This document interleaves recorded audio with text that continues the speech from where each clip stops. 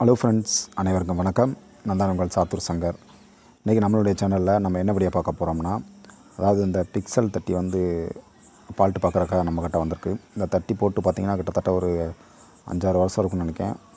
இந்த தட்டி வந்து ஒரு வித்தியாசமாக கட்டியிருக்காங்க. அதில் பால்ட் இருக்குது. அது என்ன பால்ட்டு அப்படிங்கிறத நம்ம இன்றைக்கி பார்ப்போம். அதாவது தட்டி ஓடுது பார்த்திங்களா, இதில் வந்து பாதி லைன் வந்து எரியல. அது என்ன காரணம் அப்படின்ட்டு நம்ம பார்ப்போம். இதில் பார்த்திங்கன்னா நம்ம இந்த ரவுண்ட் ஷேப் கட்டாமல் ஃபுல்லாமே ஒரு 10 ரவுண்டு போல் கட்டி அந்த ரவுண்ட்லேருந்து இப்படி இழுத்து கட்டியிருக்காங்க. ஆனால் இப்போ நம்ம வர மாடலில் வந்து குச்சியை நம்ம ரவுண்டாக கட்டுறதால அது வந்து பார்க்க டிசைன் சூப்பராக இருக்கும். இதில் வந்து ஒரு ஒழுக்கம் இல்லாமல் ரொம்பவுமே வயரிங்லாம் பார்த்திங்கன்னா ரொம்பவும் மோசமான நிலைமையில் அடிச்சு வச்சுருக்காங்க. அதனால தான் அந்த மாதிரி பால்ட்டு வந்து வந்துக்கிட்டே இருந்திருக்கு. அவங்களாலையும் அந்த பால்ட்டை வந்து பார்க்க முடியல. இப்போ கிங்கிட்டு எரிய மாட்டி பாருங்க, அது என்ன பால்ட்டு அப்படிங்கிறத நம்ம பார்ப்போம். இப்போ பார்த்திங்கன்னா நல்லா பார்த்திங்கன்னா ஒரு 20லேருந்து 25 குச்சி தான் எரியும். அதுக்கப்புறம் ஃபுல்லாமே எரியல. இப்போ அதில் என்ன ஃபால்ட்டுன்னா, இந்த எரியிற பல்ப்லேருந்து பார்த்தோம்னா இந்த பார்த்திங்களா, அந்த அடுத்த பல்புக்கு போகிற சிக்னல் வயர் வந்து விட்டு கிடக்கு. இது மாதிரி ஏகப்பட்ட வயர் இதில் வந்து விட்டு கிடக்கு. டேப் அடித்தது ஃபுல்லாமே உறிஞ்சி கிடக்கு.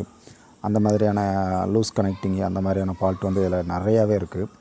அதெல்லாம் நான் காட்டினா வீடியோ வந்து ரொம்ப லென்த்தாக போகும். ஏற்கனவே நம்ம நண்பர்கள் ஒரு 5 நிமிஷத்துக்கு மேலே வீடியோ போட்டாலே பார்க்க மாட்டாங்க. அதனால் நான் வீடியோ வந்து ஷார்ட்டாக பின்னாடி நான் எல்லா வேலையுமே பார்த்துட்டேன். அதாவது இந்த தட்டிக்கு பின்னாடி வயரு அந்தது சால்ட்ரிங் பண்ணது, அதுக்கப்புறம் அந்த டேப் உறிஞ்சது எல்லாமே நான் வந்து ரெடி பண்ணிட்டேன். அதுக்கப்புறமும் பார்த்திங்கன்னா அதில் 2-3 பால்ட்டு வந்துக்கிட்டே இருந்துச்சு. இப்போ அந்த பால்ட்டு தான் நான் எப்படி அப்படிங்கிறத உங்களுக்கு காட்டுறேன் பாருங்கள். இப்போ பார்த்திங்கன்னா இதில் பாதி எரிஞ்சிருச்சு. இதுக்கப்புறம் வந்து எரியாமல் இருக்குது. அது என்ன காரணம்னு பார்த்திங்கன்னா, இந்த மாதிரி தான் ஏதாவது டேப்பு இப்போ உறிஞ்சிருக்கும், இல்லைன்னா பேஸ்ட் நியூட்ரல் ஏதாவது அங்கிட்டு இங்கிட்டு விலகி இருக்கும். இந்த மாதிரி பிரச்சனை தான் பிக்சல் பொறுத்தளவு வரும்.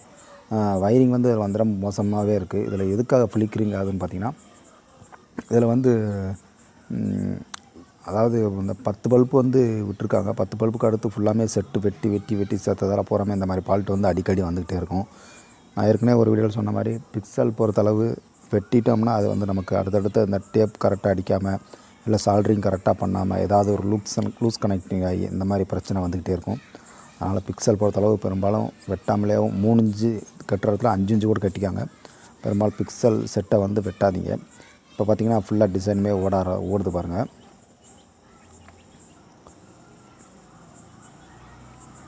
இதில் ஏகப்பட்ட ஃபால்ட் இருந்துச்சு. ஏகப்பட்ட ஃபால்ட்டு நம்ம அவ்வளோத்தையும் நம்ம வெளியே போட முடியாதுங்கிறதால இது வந்து நம்ம ஷார்ட்டாக போட்டிருக்கோம். இருந்தாலும் அதில் பாருங்கள், இந்த 1-2 டிசைன் வந்து ஃப்ளிக்கரிங் ஆகிட்டுருக்கு பாருங்கள்.